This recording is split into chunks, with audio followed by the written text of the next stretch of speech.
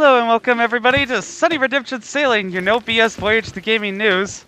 And this week I have ceded captaincy to my good friend Kevin because I was a very bad navigator and crashed us into a rock, and I need to go back to remedial boating school. So, I've already determined that there are no reapers, and will be have already marked off islands. Sorry if I'm a little bit slow on the uptake tonight because I am still very much recovering from COVID. I thought I had it a couple of weeks ago, when like the week after you had bronchitis or something like that, but or month and a half probably, but this has been nothing like anything else I've felt. I had a fever for the first time in a while on Saturday, and that broke on Sunday morning. But yeah, I still probably sound like I drank a bottle of gravel or something. Anyway, well, we got our voyages all set, and we can dive to location whenever. All supplied and etc. Okay, let's do this for the last time for SunnyRedemption Season 1. Okay, well, for all the sails, and let's go. Okay, so I just finished Knuckles. Most of it I ended up putting on 1.5 times speed, but wow, did I enjoy it way more than I thought I would? Because, like, holy shit, it's actually very funny at parts. It's just that there's also the Marvel writing that detracts from a lot of it. Like, probably if you cut out all the, oh, this is so sincere, let me ruin it by saying that this is a genuine moment or something like that, you would probably get, like, a 2-hour movie, which I think would have been better. Just a little bit tighter in pacing in parts, but maybe then we wouldn't have had the budgetary pressures that would have gotten that excellent musical. That was great. That was a fantastic low-budget way for Wade to, learn about Knuckles' backstory and stuff. Though, I'm not sure if they went into that too much in Sonic 2. With the whole Ash Demon thing and the Flames of Disaster, but that might just be something they decided to put in for the show, which, you know what, fair enough, I suppose. Yeah, and the Flames of Disaster stuff is probably a slight reference to Sonic 06, if I had to guess, because that's like a whole central thing in Sonic 06 is this big demon called Iblis, who pretty much destroys the world using the Flames of Disaster. Yeah, I heard that was a reference somewhere.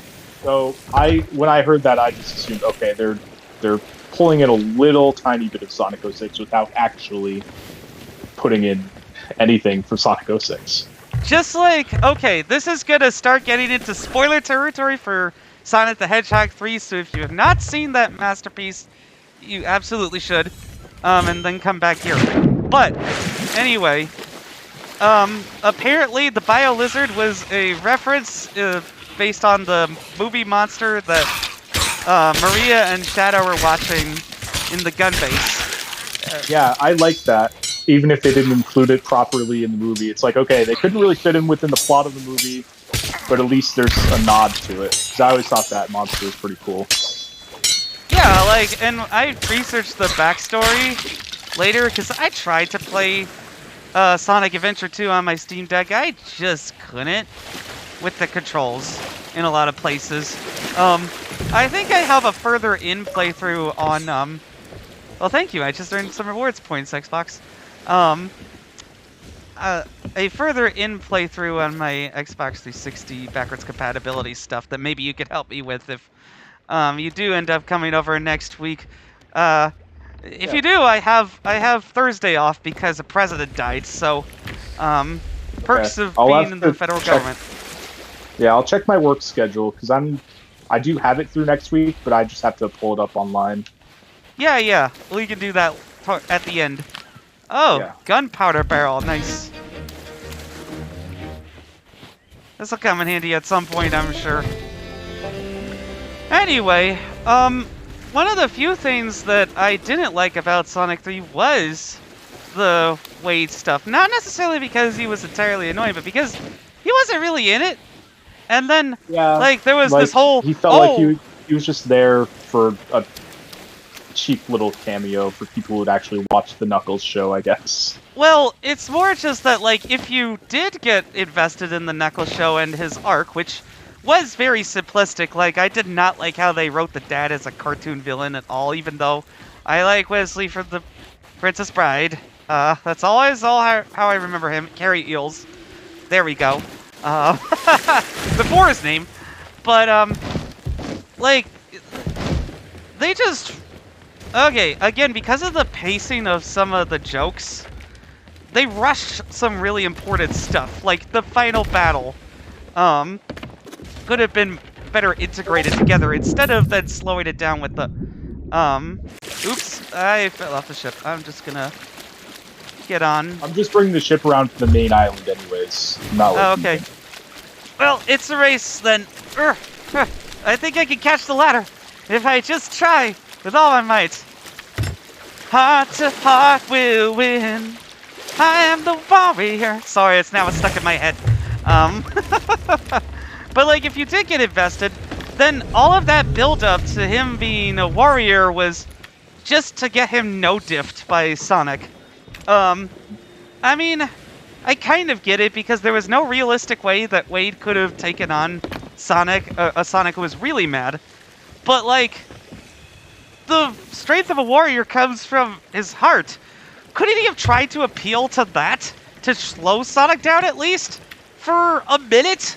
It wouldn't have cost that much time compared to the Jim Carrey dance number, which was great, but like, you know, if it's a matter of balancing things, then, you know, maybe that's shorted by a bit to have a plot necessary thing.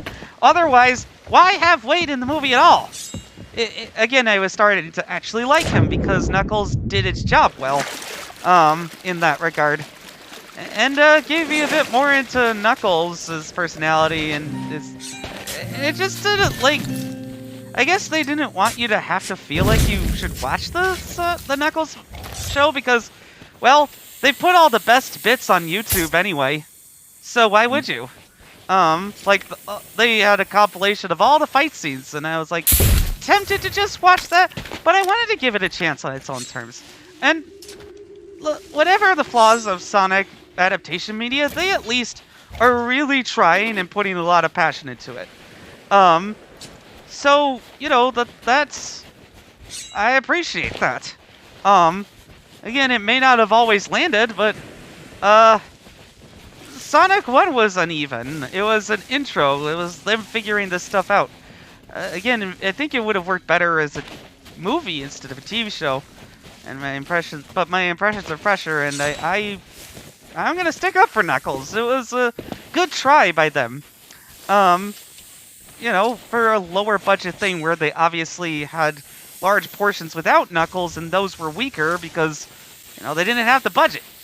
But they did have the budget for some of the actors to come back, so, well, like, you know, these kinds of things, you try your best, and then you get lost in the noise of streaming media.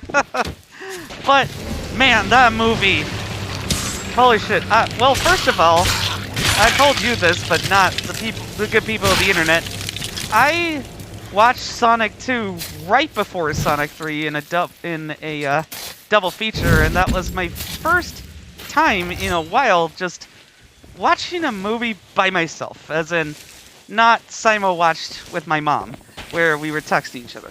Don't get me wrong, that's great, but like, before I would just go down to watch a movie and I'd either have analysis paralysis or I'd feel like sad that I wasn't watching it with somebody in person. That will be fixed very soon when Bobo comes over, hopefully in mid-February. But you know, it was nice to just sit back, relax, and enjoy a movie that was just fun, that didn't take itself too seriously. And then Sonic 3 took itself seriously at just the right places. And had much less annoying human stuff. I mean, Tom has been developed to the point where I kind of like him. But, like, the sister who's, like, her wedding prior to the battle with the go-kart, I just kind of skipped it immediately. Because I could not stand the sound of her voice, nor the angry black woman stereotype that they were using, has been changed for the better, I guess, because they did show up for a second as blackface, basically, where Tom turned into his brother-in-law. I don't know. I'm not. Yeah, I mean, gonna comment on that too deeply. When you say that, but like, yeah, I get what you mean when you it's just say silly and blackface, strange. but yeah, it's just not intentional. Throwaway. It's just it's a dumb throwaway thing. James That's Marsden in blackface. It is no the actor. Yeah, switching actors. I mean, I'm not black, so I'm not gonna like wring my hands over it. It's just like those two characters were cool ideas, I guess, but they just don't know how to write most of the human characters all that well. So it's fine that Tom and Maddie are a little sidelined by the end of 2 going into 3. They're fine, I guess, overall. But, well, the human characters that really counted really came through. Just the double Jim Carrey. He came out of retirement for this. He's been on his A game. Like, especially, he was great in the first Sonic movie, but in 2 and 3, and now especially 3, playing a double role, it's like, okay, he's really bringing it to these. He's kind of, not that these movies wouldn't be decent without him, but he really, really elevates them, I think. Oh, absolutely. It'll be interesting to see where they go in 4.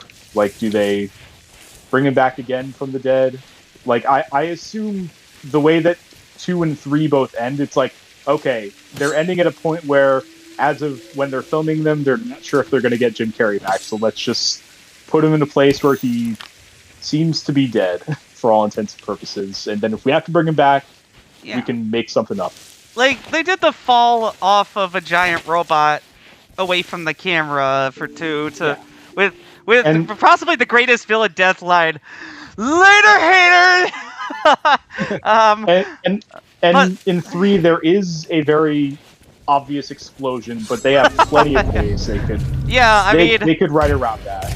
I mean, literally, Sonic Adventure 2, because they didn't really touch too much on Shadow's ability to like manipulate the Chaos Emeralds and do like chaos control and stuff. So I wonder if there could be something where, Eggman got a Chaos Emerald and was able to, like, you know, teleport himself or something. You know, there are plenty of ways they could just justifiably bring him if back they to life. wanted to bring him back. Yeah. On the other hand... honestly, I think most people wouldn't even care if they didn't have a good reason. It was just like, hey, it's more fine, Jim Jim Carrey's back. Like, that's fine. Well, the other possibility is he comes back as an Eggbot. Yeah. Like, he put his consciousness there. Or like an AI, yeah. Because what was going on with Metal Sonic at the end there, they didn't explain when that would happen, but I'm sure they're saving that for Sonic 4, along with Amy's arrival. Yeah, I was genuinely shocked by that. Like, I did not think they were going to go to that well, but I'm really interested to see what they end up doing. Do they end up doing, like, straight up a Sonic CD style thing? Or, you know, where do they actually Remind me again go what you mean by that? Because it's been a minute since I played Sonic CD. Sonic CD is the game where both Amy and Metal Sonic were introduced. Oh, right, so yeah. Bringing them both in at the end makes me think, like, maybe they're going to do something like that. Although, like, and that would involve, presumably, time travel. So maybe they do, maybe they start bringing time travel angles into it. I don't know. Or even just beyond time travel, there's, like, kind of a, well, I don't know how they would do this with the real world setting, like, but they have, like, an alternate planet that they go to in Sonic CD, so I don't know about that. Well, that could be the planet where all the aliens are from. Yeah. I forget what the exact name of the planet Sonic's. Well, Sonic was adopted from by Longclaw and the Owls, because it might not be his home planet after all. I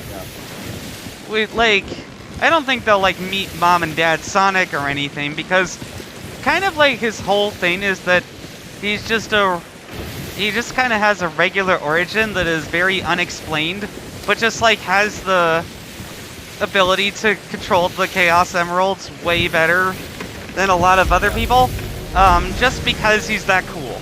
And I'm fine with him keep having an element of mystery there.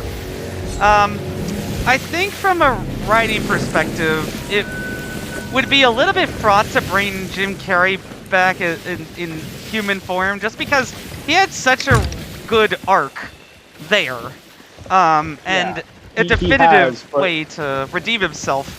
To then go back to that would be a little bit cheap. Yeah, if they did bring him back, I wonder if he'd play more of like the anti-hero role. Probably. Straight up villain. I mean, like, that seems to be what a lot of like Sonic fans do when they RP with Eggman. Like, he's the guy who just like plans the parties and stuff. And I also wonder what a potential role of Shadow could be in the future. Yeah, I was about to say, I think for the main antagonist, for Shadow, they have to tie more into Shadow, because they can't just dangle his own origin mystery as an alien and then just not do anything with it. So, I think this is when they bring in Black Doom and the actual Shadow the Hedgehog plot of an invasion. That is definitely there. Earth. If they want to go that route, that is definitely there. Sometime in the trilogy, at least. But that's the thing, is like, do they want to go deeper with that, or do they want to just move on to the next villain, which would be presumably Metal Sonic? Well, Metal Sonic could be a minor antagonist, because I don't think they'd bring him in right at the credits to be a minor antagonist for the next movie, especially with all of the ones that they. Like... Yeah, but like for Shadow, it's like, okay, they could go full on and make another sort of Shadow-focused movie, and that would probably be fine. But I don't know if they're I'm just going based on the way they've kind of handled Knuckles, because that was another thing where they could have probably done a lot more with his backstory beyond just the TV series, like within the third movie if they wanted to. Yeah, they did kind of sideline him a little bit. His stuff was pretty much, settled in the second movie. So, like, that's probably the route I can see them going with Shadow. It's just like, okay, he had his big spotlight in this movie, and maybe they'll find a way to bring him back into a fourth one, but I don't think he's going to be... just spamming throwables here. Yeah. Like, I can see your point. They could have Metal Sonic be the main antagonist of the fourth movie, and then just like something. But there'll probably be something behind Metal Sonic, or the Metal Sonics that showed up.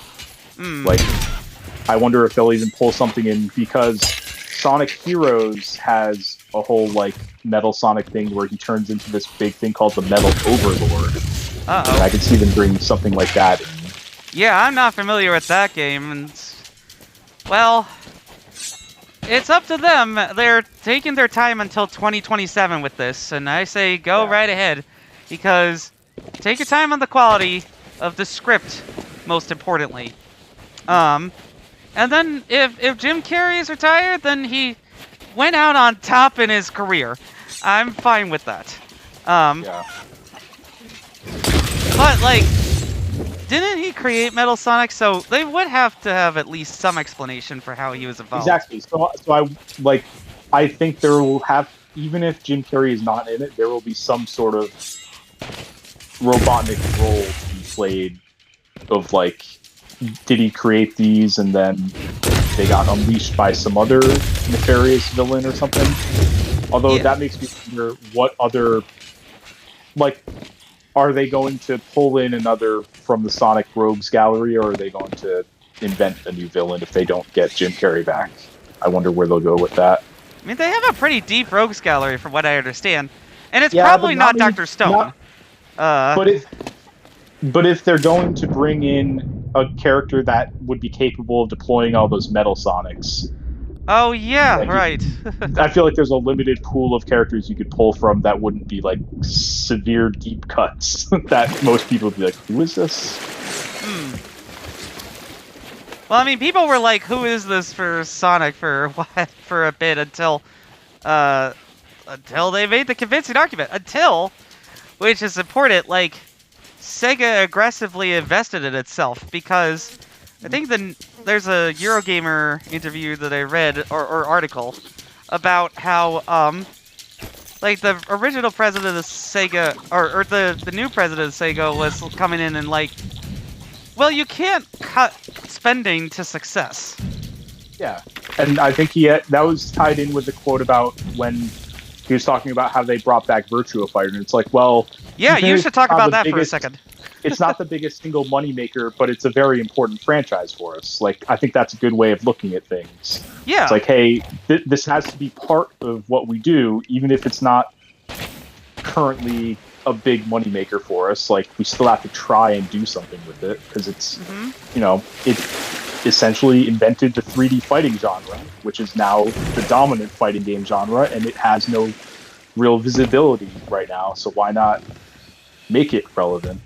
They're the ones who own the IP. They have to be the ones to go out there and make it relevant. So that's, like, I love that sentiment of, like, we just have to keep trying.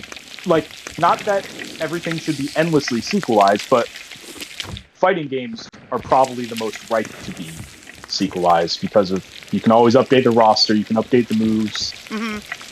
There's a lot you can do without, like, reinventing the wheel. Right. Especially now that there hasn't been a new Virtua Fighter since 2000. Well, the last fully new entry was 2006. So There has been a lot going on since then. Like, that was pre-Street Fighter 4. I think the last new Virtua Fighter game came out before the first big 3D Street Fighter game. Dang. Not counting the Street Fighter EX games, which are side games. Dang. Street Fighter 4 was 09. Yeah, that whole 06-09 period was kind of a slump for Sega, because they fell flat with Sonic 06, and then it seems to have needed to cut down on some things. Yeah, and that's the thing is, back then, like, I remember when Virtua Fighter 5 came out, and, like, that was probably one of the crown jewels that Sega had at the time, and then they just really didn't follow up on it. They kind of just put their attention elsewhere for a long time. It's great that they have a studio with RGG that feels like they can actually take it on and find something in there. Right, I'm really interested to see what they do with it. With Virtua Fighter 7 in particular, if you only nibble off a few percentage points of the fighting game market, or just like bring back the old fans, with how big a year it's gonna be with Mortal Kombat 2 coming soon, and stuff like that, it's going to be at least somewhat of a moneymaker, because you're right, there is that pent-up demand. This really has been Sega's year. I just I just started playing The Murder of Sonic the Hedgehog, for instance, and it's really hilarious. This feels like a company that's like, you know what? We're a bit behind, so we actually have to take risks somewhat. There's some of that in other places. Like, I'm really liking, I didn't get to play much more of Indiana Jones because of COVID. I've mostly been confined to my bedroom and my Steam Deck as a result. But, like, I played the intro for my family, and they were really impressed with how closely it recreated Raiders of the Lost Ark, which, that's a demanding scene to render on last-gen hardware, I'm sure. So, like, the main thing is, like, if you're gonna bring an IP back, do it right.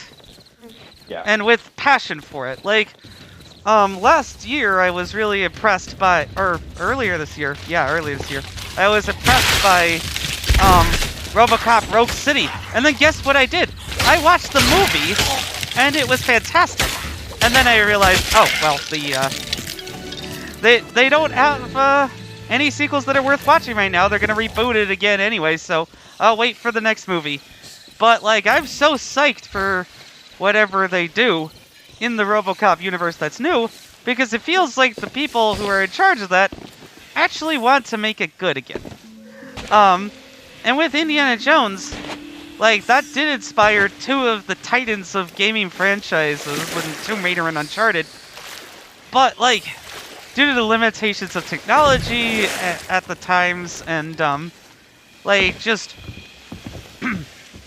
not a great understanding of how to translate that over to that Indiana Jones feeling to a gamepad, that was an opportunity that Indy missed. But the fact that it's taken a break from gaming, and people are like, okay, the movies have run their course, means that it was the perfect opportunity. So they took their time. They put in a bunch of little details that are awesome, like all the sounds and the little notes that contextualize things like Giza, archaeology, and stuff like that.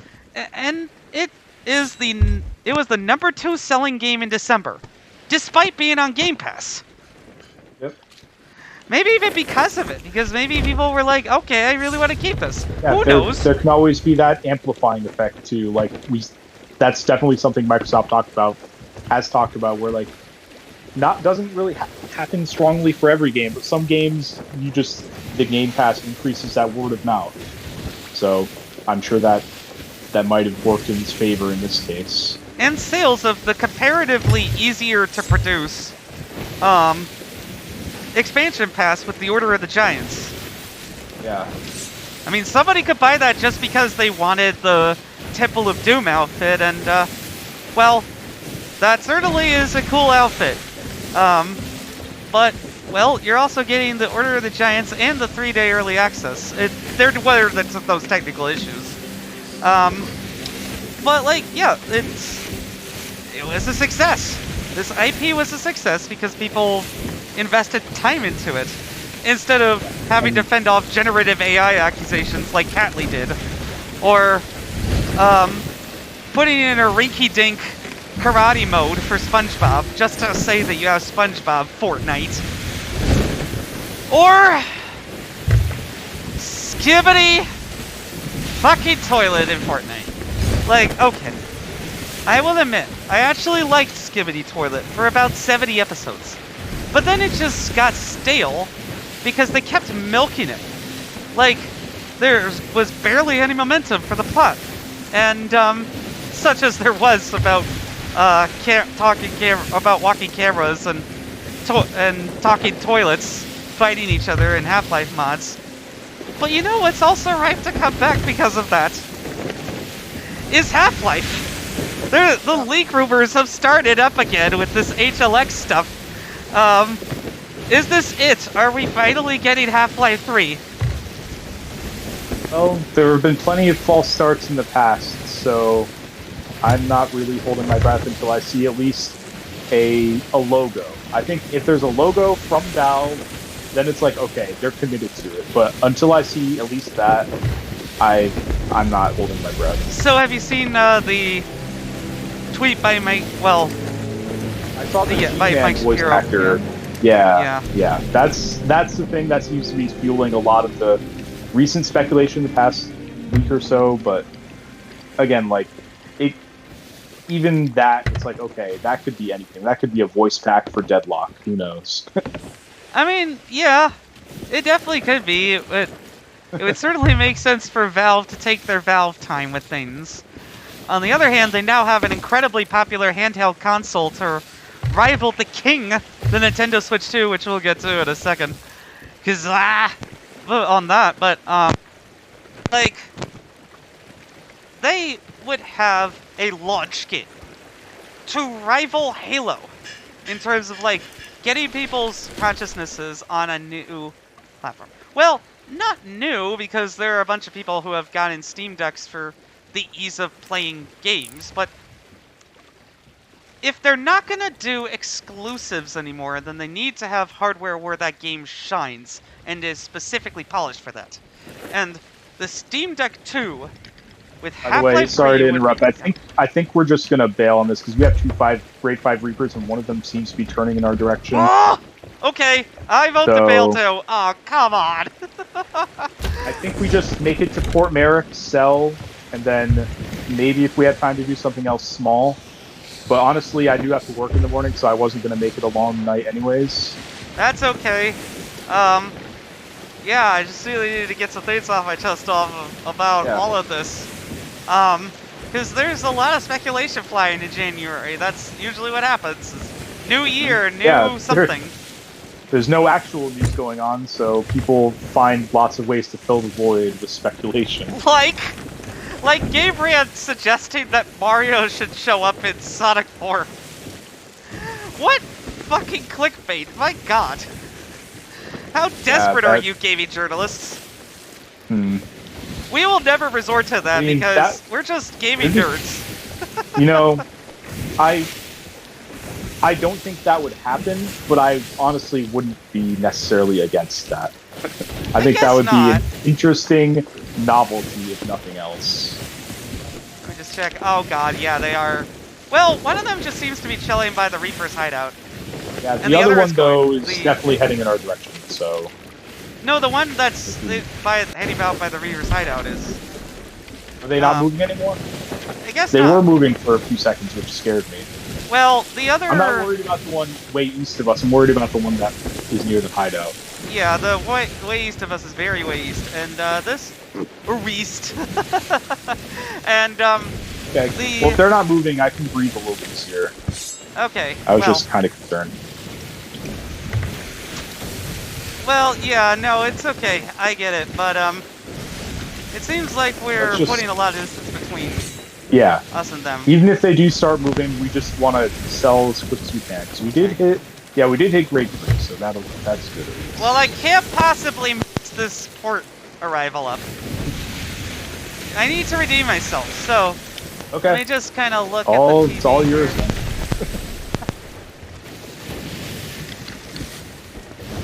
It's actually been... Do you want me to take over? Left. It's on the left, right? Give me the wheel. The Sovereigns, yes.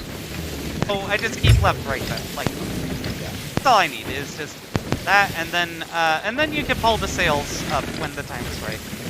Yeah, we'll probably just anchor because I plan on just selling quickly and then lowering emissary so we can cash that stuff in. Well, okay. I know it's kind of been a short night, but... No worries at all. I typically don't play on nights where I have to work, but it's been a while since we've caught up properly, so... Definitely. Like, let's see what I can squeeze in, like, by 10:30, I guess. Because there's a lot of stuff that we can speculate about when we have more time. Like, Xbox's hardware direction with OEMs and stuff, but as for concrete stuff, like, I heard that Sonic 3's incredible laser dance is all Jim Carrey's idea. I can believe that. That 85% of Steam users spent time playing on games other than 2023, which is part of the problem for gaming in general, because there's just so many great old games that are cheaper. It's kind of like the, for the movie nerds who don't really know this, the DVD to Blu-ray transition, because, well, backwards compatibility almost did too good a job, and people were just content with their upscale DVDs and didn't rebuy the same movies re-released on Blu-ray. So that depressed the market for new Blu-rays, and just new anything in general, including players, which has been called to a halt by LG, for instance. Let's see, like, Yeah, the speculation is mostly the wild rampant stuff, like, and I have 78 links, so if you do manage to come over, or we just decide to stream again, to properly conclude Sunny Redemption Sailing Season 1, then I will be happy to delve more into that with more time. Oh, another Sonic thing I wanted to ask is, like, do you think Sonic should be... Sonic should be what? You cut out a little.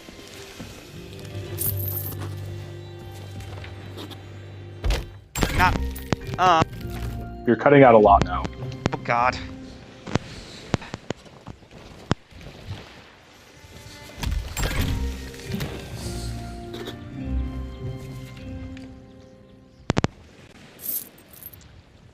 Hello? Okay, I can hear you again. Okay. Well, let's see. Okay, I gotta actually do my part in selling. And I did not fuck up in sailing this time! Yay! Well.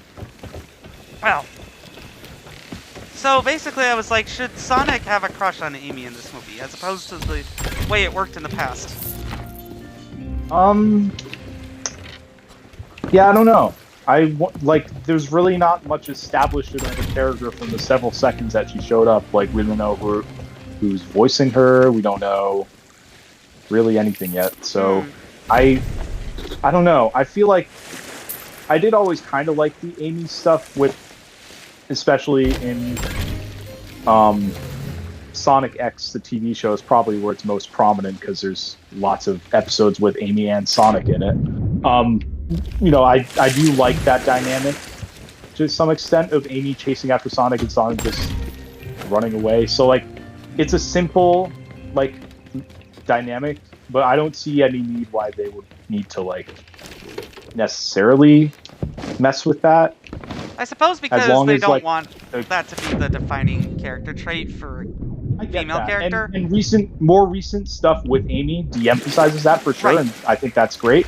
But I don't know, like, if they are going to have any sort of angle on that, I don't necessarily think it needs to be fully reversed or anything. Well, let's go lower emissary. Yep, sounds good. Forget. Well, almost. I had one last exploding barrel to sell. Okay. Yes, definitely before we forget, and a Reaper attacked us in the middle of it. I think it's over in that tavern over there. Yes. I do have to satisfy the thumbnail and confirm what we know about the Switch 2. 1, that it exists. 2, that it will be backwards compatible with Nintendo Switch games. 3, that it will offer Nintendo Switch Online and use Nintendo accounts. And that Nintendo will announce the console within its current fiscal year, so before the end of March 2025. But it seems like they've delayed the launch from March, if they were planning on announcing in January, and, like, coinciding, to have things like Metroid Prime 4, or at least, like, some more new titles that are in better shape to announce for the launch window, like Mario Kart, 3D Mario, Animal Crossing, Zelda remasters like the Wind Waker and Twilight Princess, that kind of thing. Wait, where is it? Good question. Oh. No. Okay, there we go. I found it. Oh, you did? Okay. Oh, I passed by there. Okay. What we definitely don't know is how much it'll cost, though my official prediction is $399, just because the Switch OLED still exists, and is $349, and console makers are not lowering prices on specific things. They're just having lower targeted orders. That feels like the floor at this point, because it's, like, I just don't see it launching at 300 and 350 both feel way too low at this point. Like, 300 especially, so it's not going to be 300. 350 just feels like a little too low for what the speculated, you know, what it's speculated to be. So 400 definitely feels like the floor. But Nintendo's always very price conscious, so I don't necessarily think it's going to touch like 500. So I definitely think like 400 to 450 would be the sweet spot. Yeah, that makes sense. Especially if it has an LED screen, which is the rumor, to try to keep costs down. Yeah, Due to like chip shortages, inflation, and slowing and pace of advance in technology. yeah, and if they well, honestly, I can see them just following the exact same blueprint with the Switch 2 as they did with the Switch 1. It's like, hey, it worked great the first time. Why not just do like a tiered rollout again with like, okay, let's get the base hardware out there, do like a Switch Lite style thing for it a couple years down the road, then put out a premium screen version that's a little more expensive, and sort of basically hit all of the different demographics, because the main Switch is just like, here's one for everyone. Switch Lite was more geared towards like children, and then Right. Switch OLED's more geared towards like people with more disposable income. Right. So I mean, like, and when you consider competitors, like the Asus ROG Ally with way more power is $499, and a Steam Deck OLED, though, like, they constantly have deals on refurbished ones now, yeah. is $549. Um, the games market is changing rapidly from under the feet, and if they'll be fine for another generation if all they do is say, Yeah, well, the controllers are magnetic now, and you yeah, can only wirelessly pair your original and ones.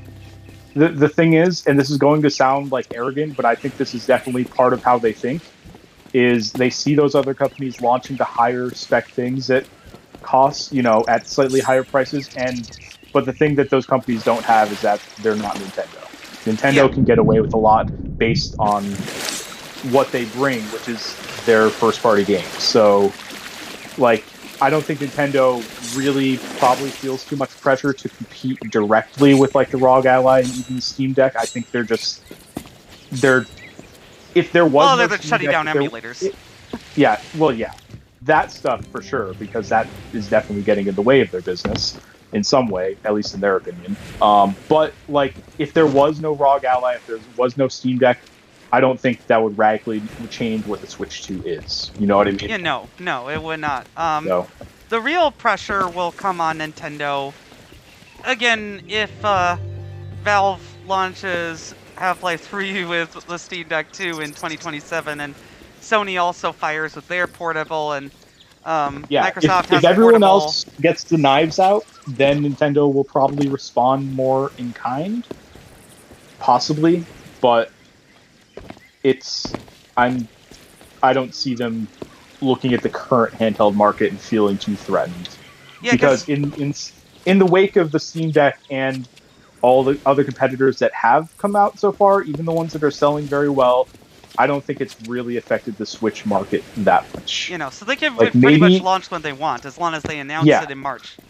like the one thing that I could think of would be software sales for like third parties, especially like, there have been cases of like, oh well, this game that previously the only handheld version would be on the Switch, now we have maybe some more people moving over and buying more games on a Steam Deck. But even then, Nintendo's never been the most concerned with how third-party sales are doing. They're the That's never been first. their priority. They're the first mover for what seems to be a permanent trend of consoles, because the dedicated TV consoles are two, and they are in a very. Oh, you cut out again.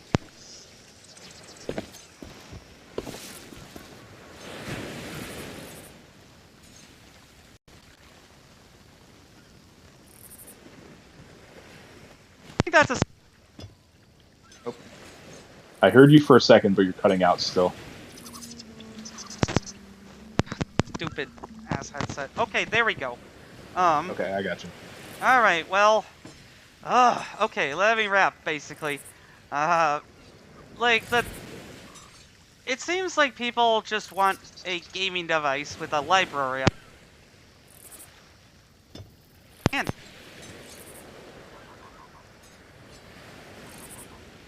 Oh, you're cutting out again.